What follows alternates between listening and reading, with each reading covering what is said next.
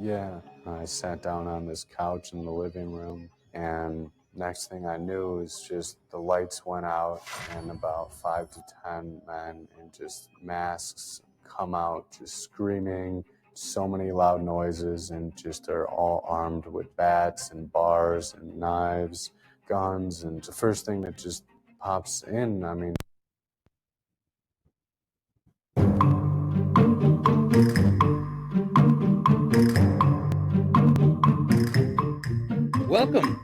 Welcome back to What Were They Thinking True Crime Podcast. I'm your host, Philip Tomaso.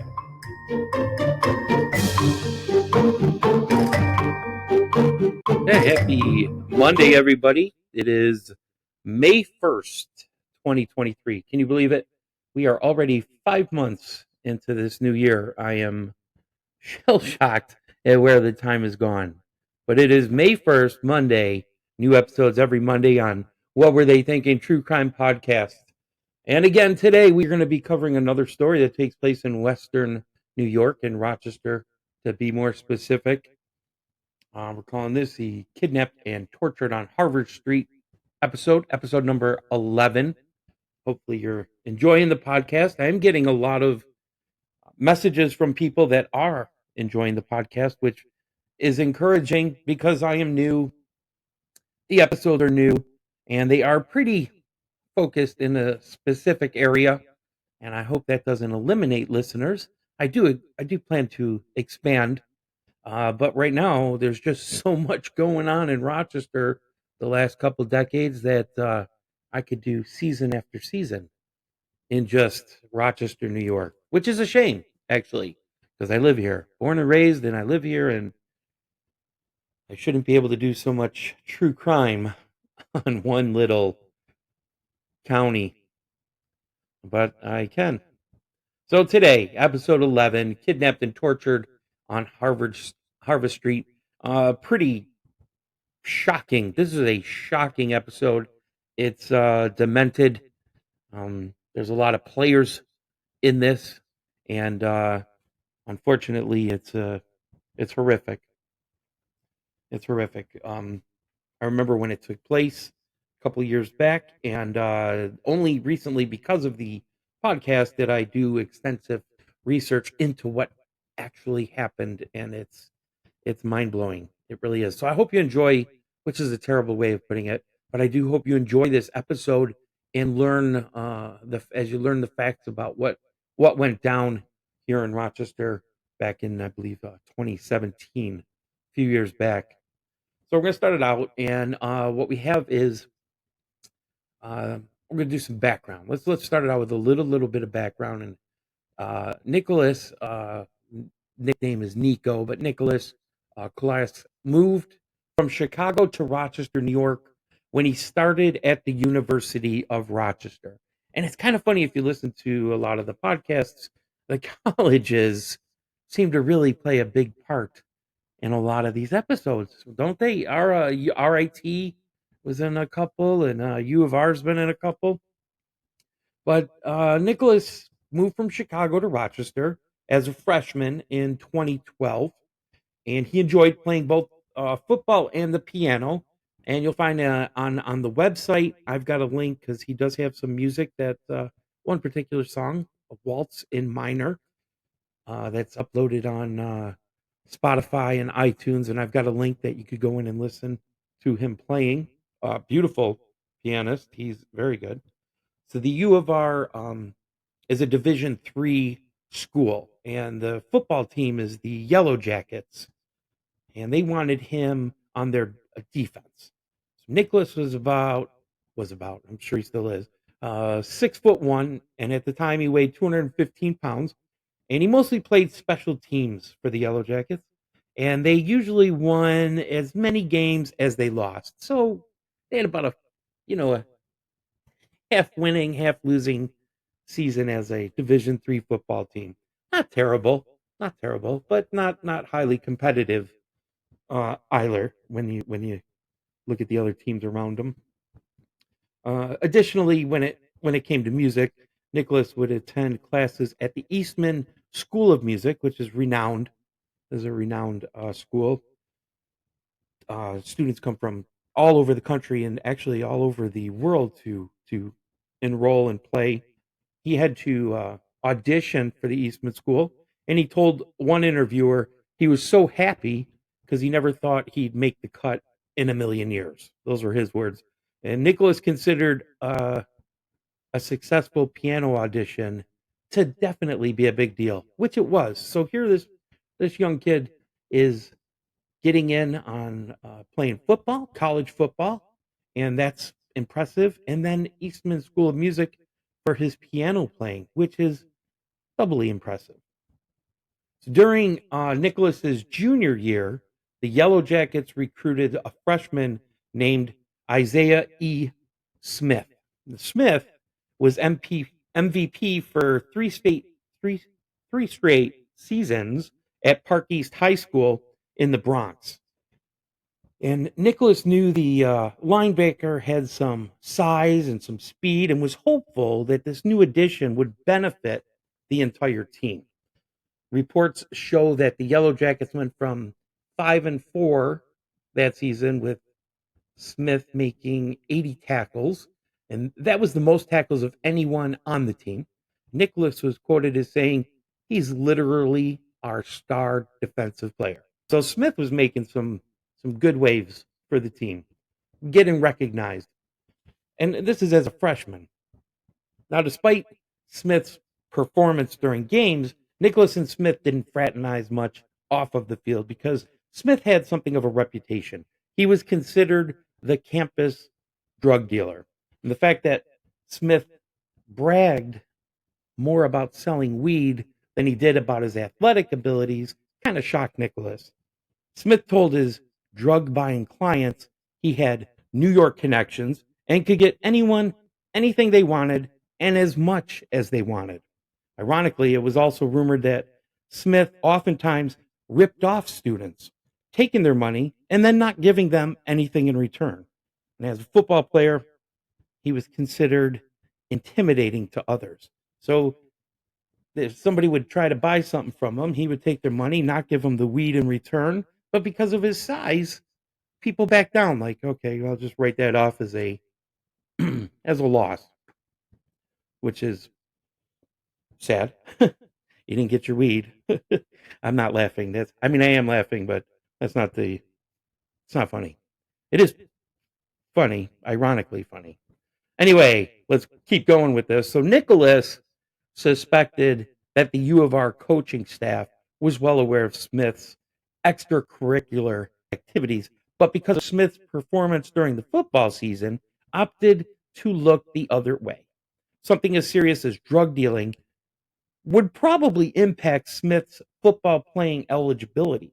He would be in complete violation of rules, and violating rules carried serious consequences. And perhaps rather than risking a winning season, it was easier and less confrontational to pretend nothing illegal was taking place.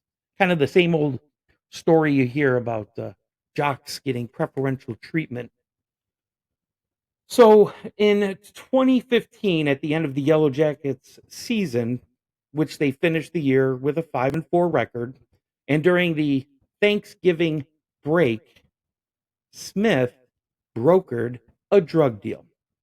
So around 2:45 in the morning, Smith led three people to Brooks Crossing. This is an on-campus apartment complex for students that's owned by the University of Rochester.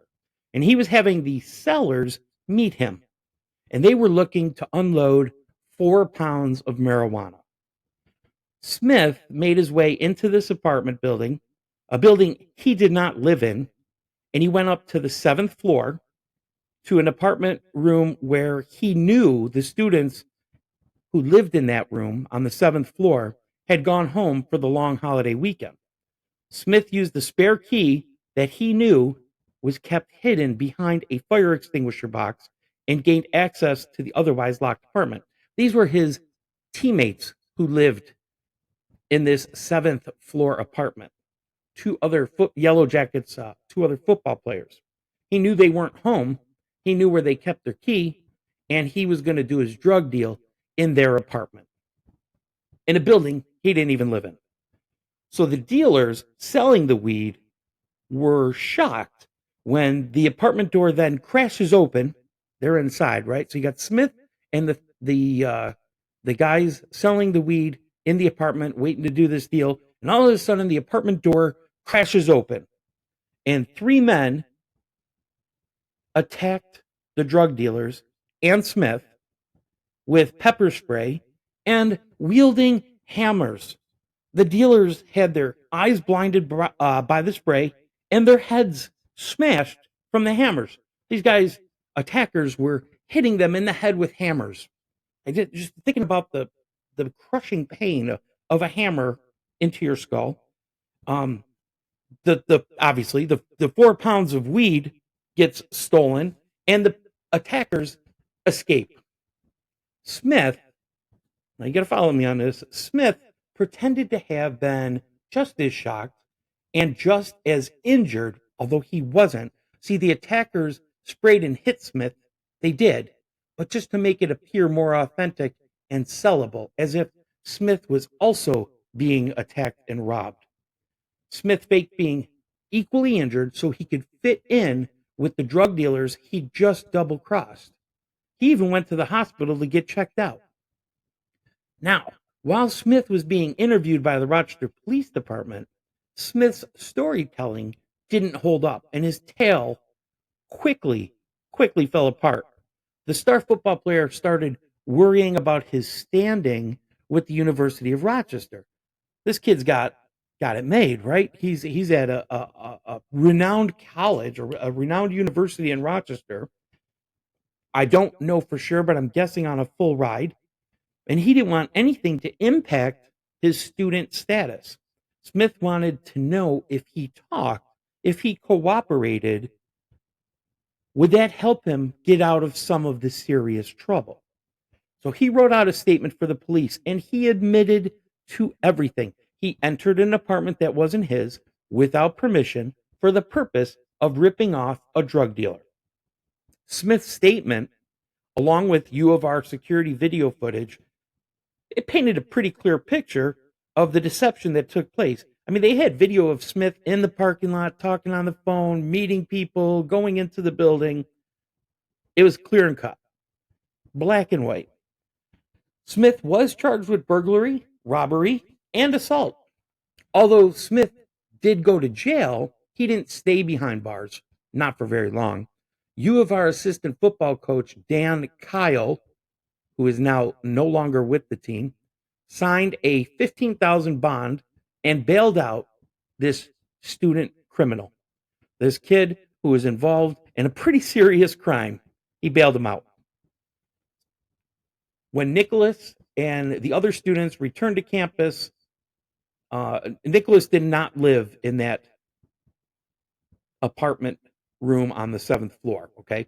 But when Nicholas returned and the other students returned to campus, the university president had sent out a vague mass email letting students know some kind of incident had occurred on campus over the break, and there weren't many details included. Nicholas had no idea, none, that Smith had actually been at the center of it all, or that he'd even been arrested.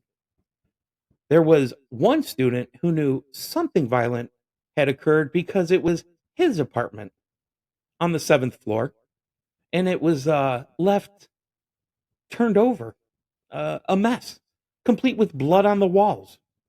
In the in the city of Rochester, there was a little bit more known about what took place over Thanksgiving break because Elliot Rivera, a 19-year-old city resident, it was his cousin who had been attacked with the pepper spray and the hammers in the drug deal that had gone back.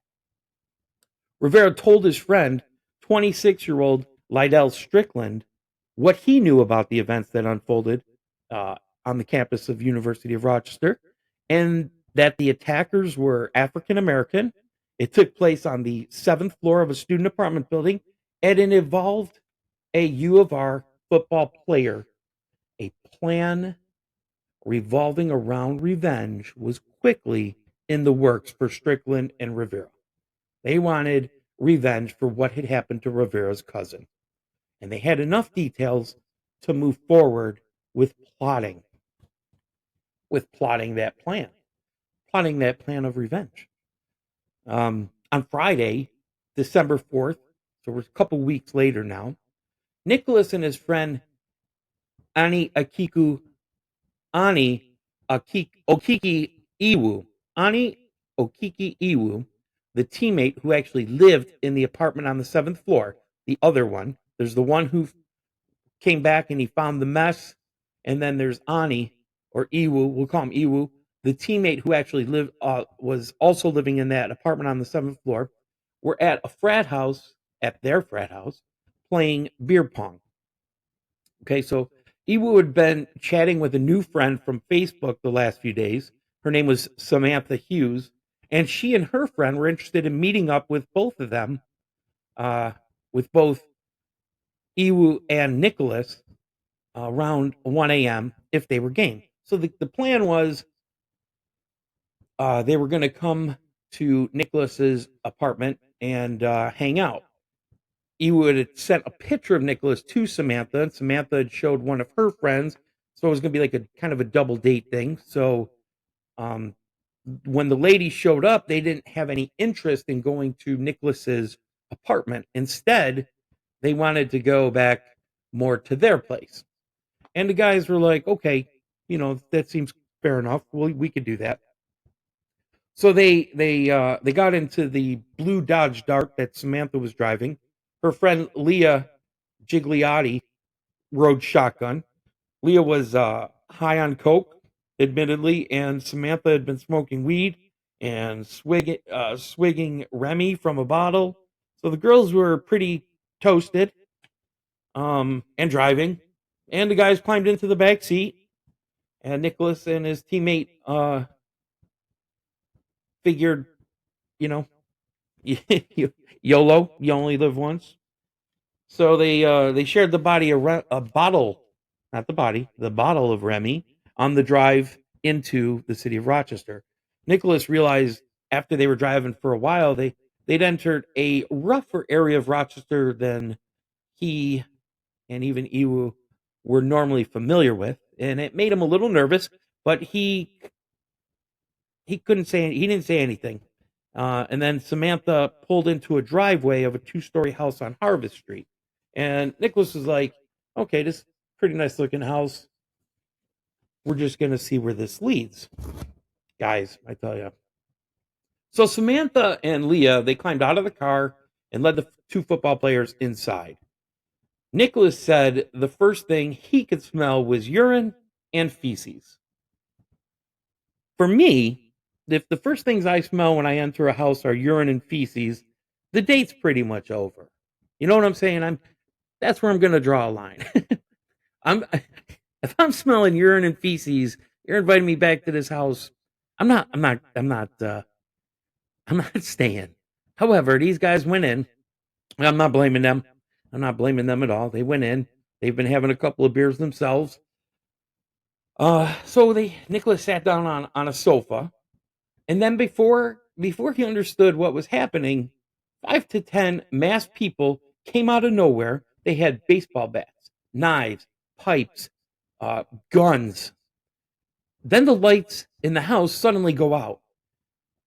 Nicholas breaks into fight or flight mode, and his instinct is flight, and he makes a break for the door. And he's halfway across the dark room when he felt his left leg shatter.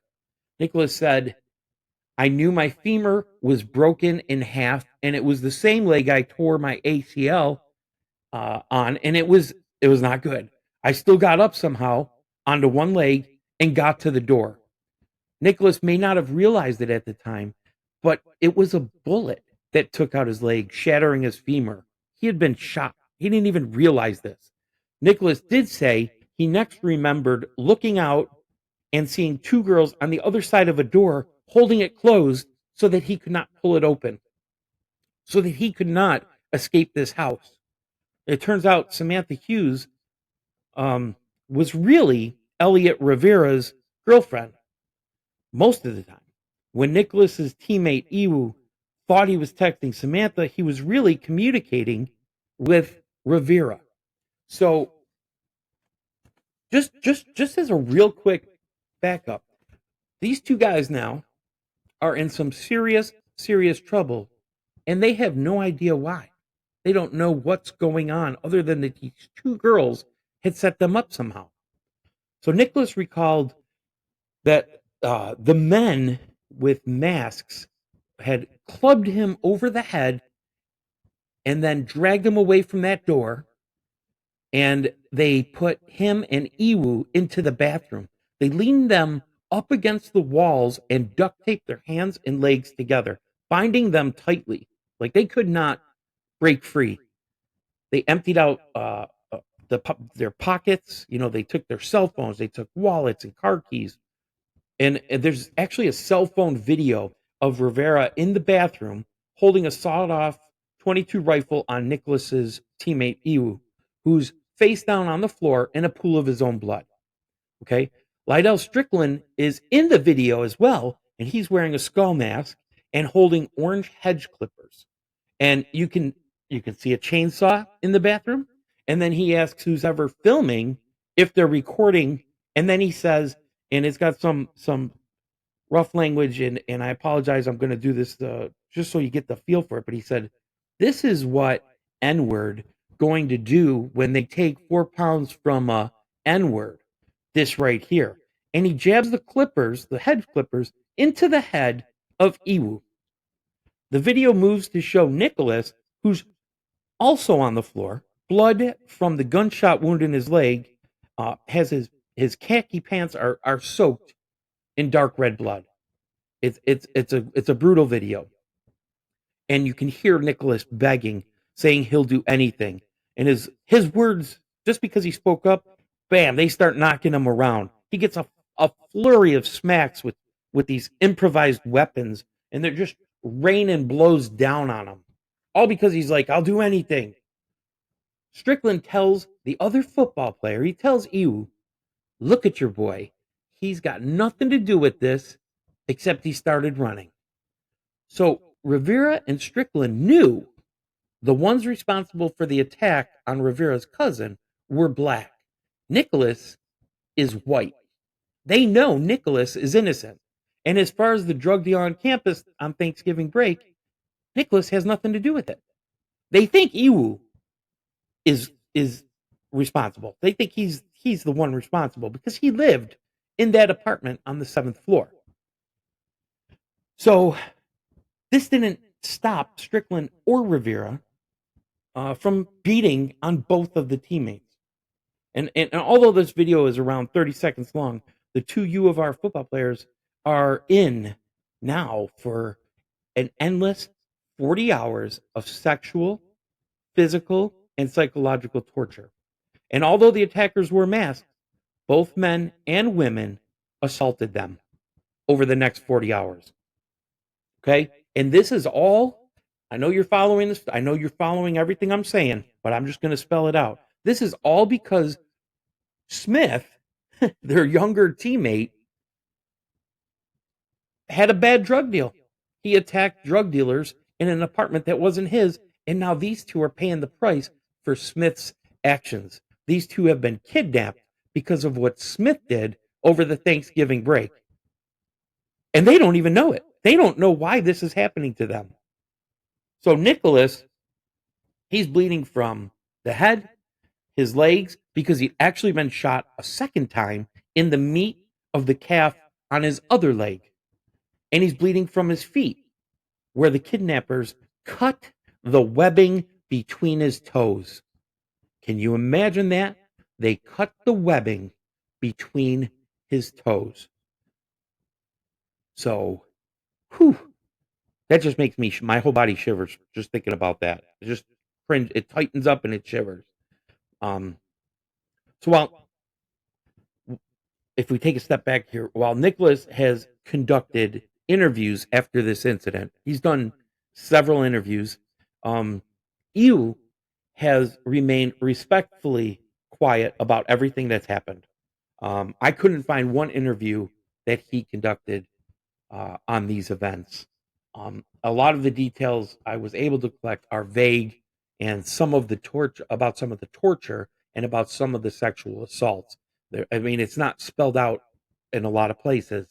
And I know EU especially has not spoken out about what happened. And I respect that.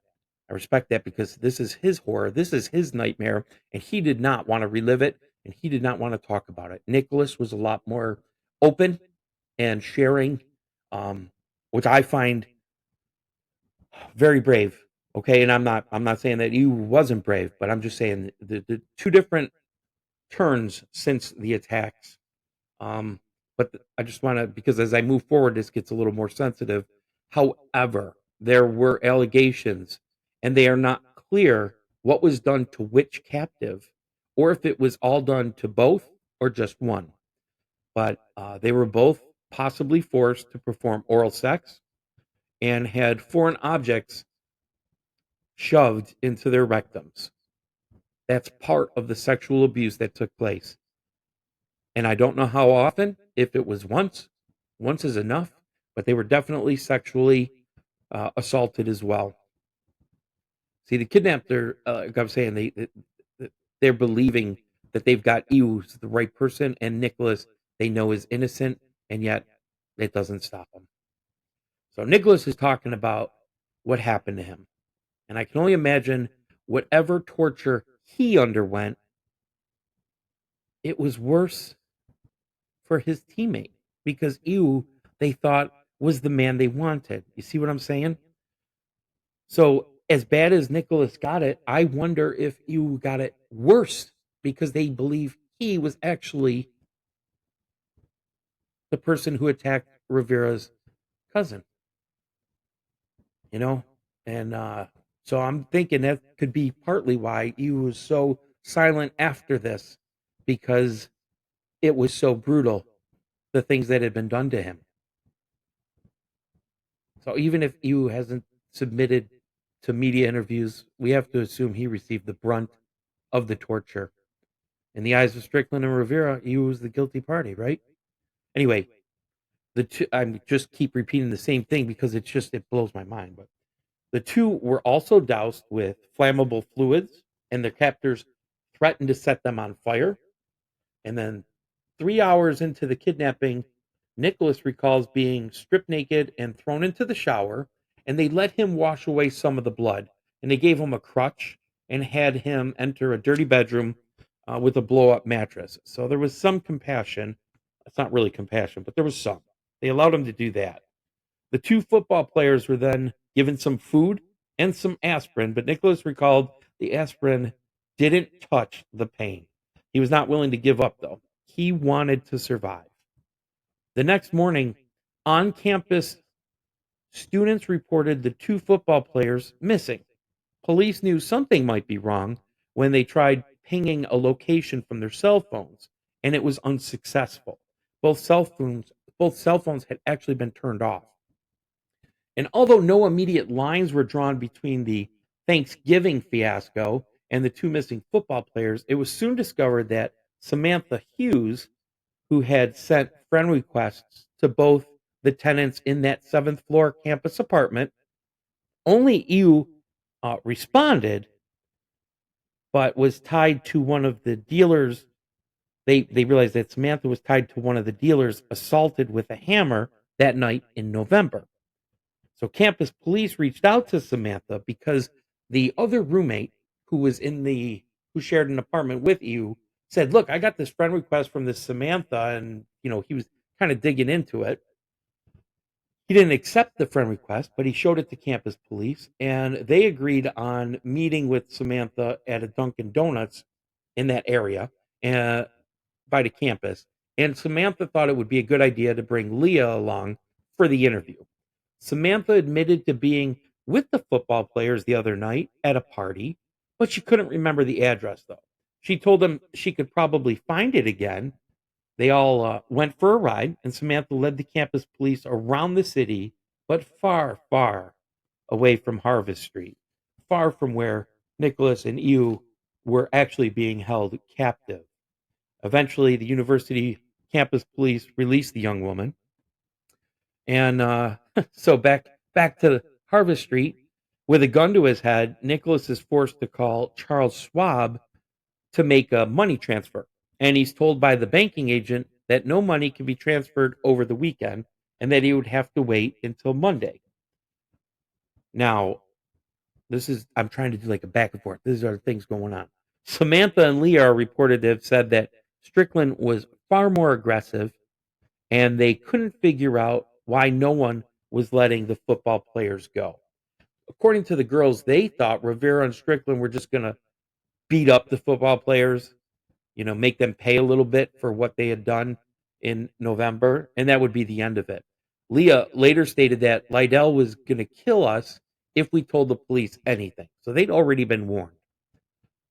The Rochester Police Department now takes over the investigation from the university campus police on that Saturday night, and they quickly noted a flood of activity on Nicholas's bank card.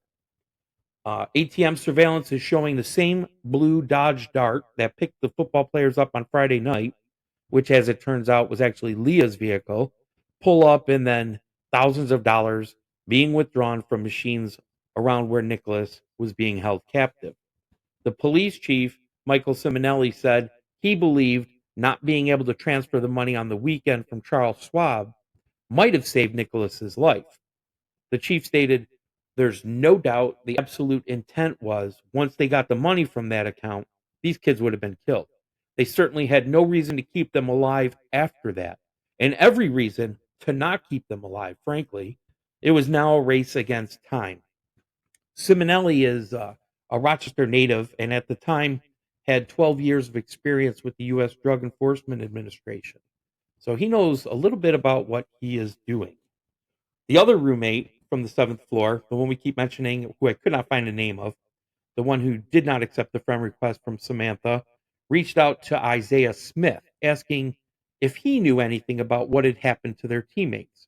Smith did some of his own legwork. Hey, good job, Smith. He contacted those he suspected of the kidnapping and offered them $15,000 to return the university football players. He was told, "We don't want money, we want blood." So Smith put two and two together right away, even before, I'm guessing, he was asked to do some legwork. He knew right who to go to try and get this situation cleared up. So Simonelli heard about Smith's communications and decided action needed to be taken.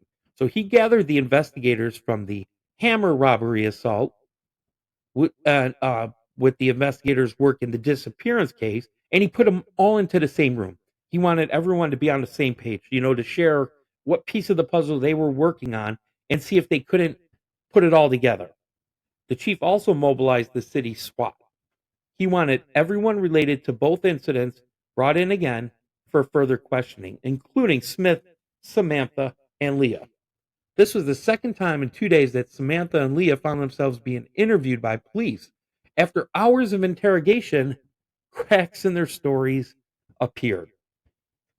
So as this is Simonelli talking, but he says, as we're searching for these kids, there were hours and hours of lies, untruths, misleading statements, until finally, towards the end, we started getting some details, which led us to 22 Harvest Street. Now, Sunday morning, Nicholas recalls that they just came in extremely angry. They start saying that I've been lying to them and the cards weren't working anymore and they couldn't get any more money. That's when they said they were going to kill us. This is what the guys are coming in to where Nicholas is being held. They're still wearing masks. Nicholas has not really seen their faces at this point. They're wearing the mask and they're angry and they're saying, "We can't get any more money." And they started, this is what Nicholas says, they started shooting everywhere, putting the gun into our mouths and up to my skin and just shooting and pulling away at the last second. There were bullet casings flying everywhere. I'm not wearing a t-shirt and all these casings are extremely hot and we're just flailing and they're yelling at us to stay still. Can you imagine how scary that is? That is terrifying. So Nicholas said he remembered holding his teammate's hand and he thought, I was pretty much fine with dying at that point.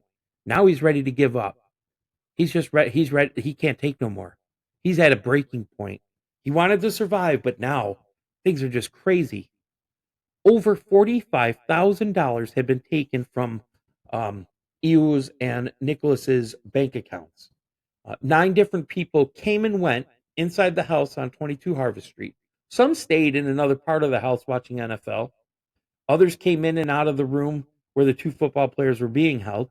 Sometimes they offered them food, water, or drugs to the captives. They're like, "Hey, you want some food? Want some water? Want some drugs?"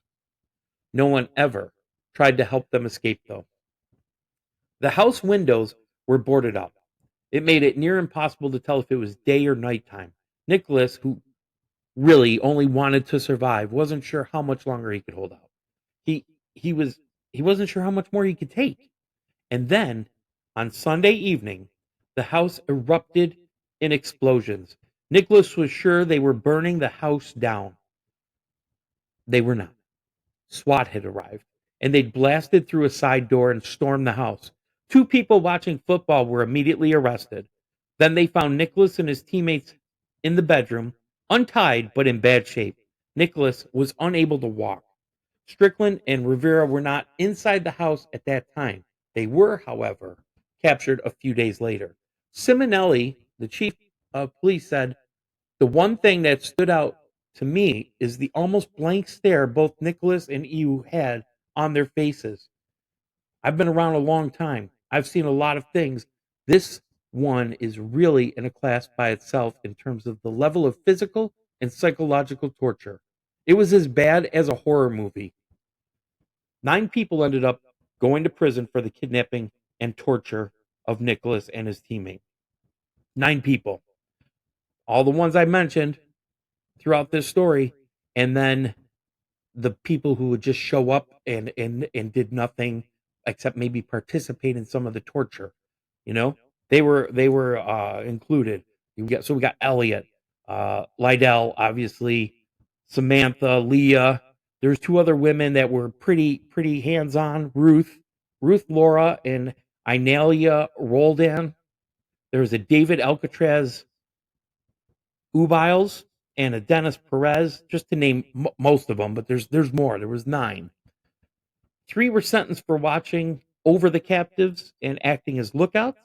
Samantha and Leah pleaded guilty and testified against the others. They were each sentenced to more than a dozen years in prison. And 3 of the 4 men in the cell phone video recording of the torture, including Elliot, also pled guilty and were sentenced to 35 years in prison. But during Lydell Strickland's trial in December 2016, prosecutors described him as the ringleader and mastermind of the plot. And he laughed when a judge sentenced him to 155 years in prison. 155 years. That's what he got. That March, Isaiah Smith went before a judge. Smith was no longer a student at the University of Rochester, and it's unclear whether he quit or if he was expelled. But at Smith's sentencing, Judge Castro said, "I suppose you couldn't realize what events you set up when you did this, because he is the reason for the kidnapping." The judge sentenced Smith to 13 and a half years in prison and told the former football star, "This is all your fault." Nicholas firmly believes the entire kidnapping and torture could have been avoided if the assistant football coach never bailed Smith out of jail, and if the head coach and the school president expelled Smith for the crimes committed. And he's probably 100% right. Nicholas explained how nighttime and being alone are definitely harder things for him.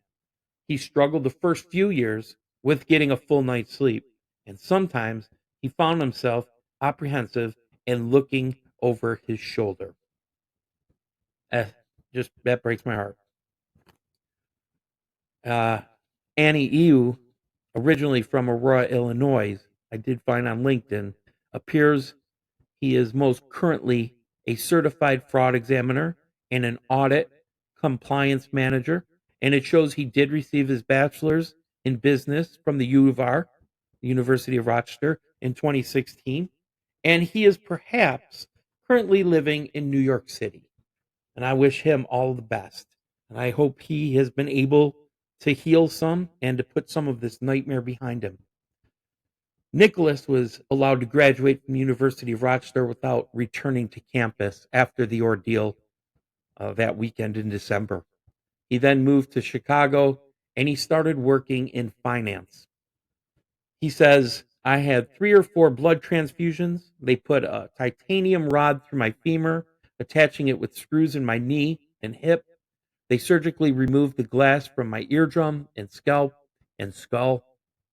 And according to an ESPN article written by Tisha Thompson, in 2017, Nicholas ran his first road race since the attack.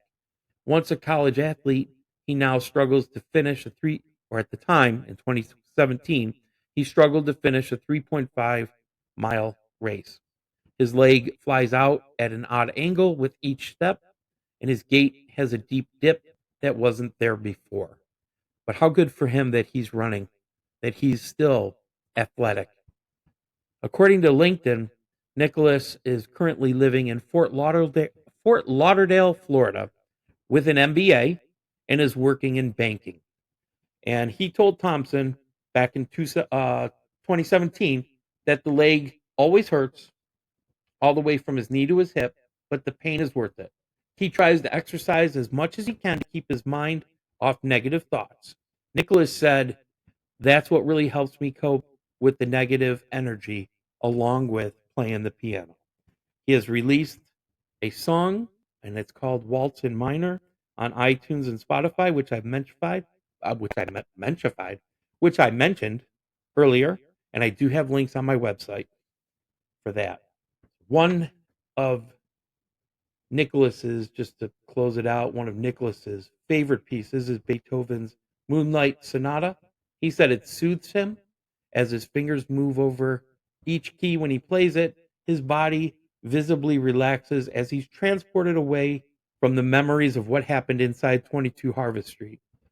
He said, I made the conscious decision to live, survive, and overcome the challenge I was faced with. Nicholas says, and that's exactly what I did. Whew. This is just a horrible nightmare. And none of it makes me feel good. I'm happy that Nicholas has moved on and that he's doing well. And I'm happy that Ewu has moved on and that he is doing well. Or I hope that he's doing well. And I respectively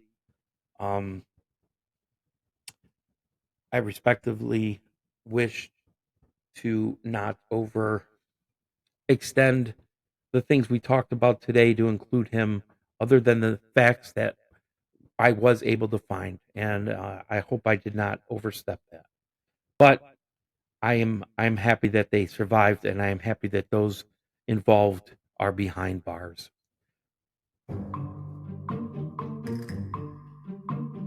Thank you for listening to What Were They Thinking True Crime Podcast.